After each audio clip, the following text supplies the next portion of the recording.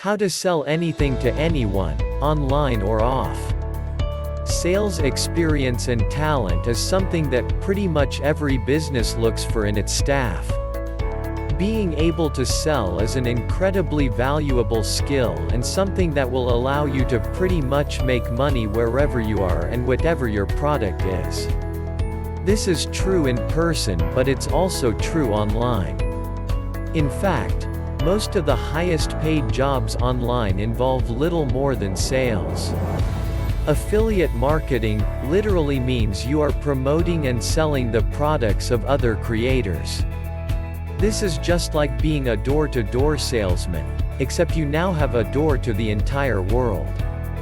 If you know how to use the web and you know how to sell, then there is an absolute fortune to be made. But is this a skill that you can learn? Is sales technique something you just have to be born with innately? Let's take a closer look and find out.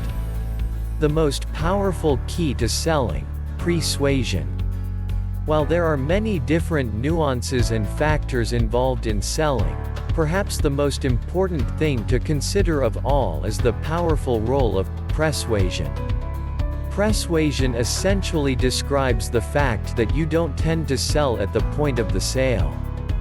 The moment you close the sale is very important, of course, but this isn't the point at which the buyer will make that decision, and it's not the point at which you have the most important influence.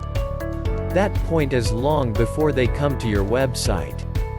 Persuasion means that you're priming someone to buy your product even before you show it to them. That can mean building trust and authority, but it can also mean showing them a video of something inspiring. It can also mean getting them at a point when they're tired and thus more impulsive. Think about your pregame and just how important this aspect is. The value proposition.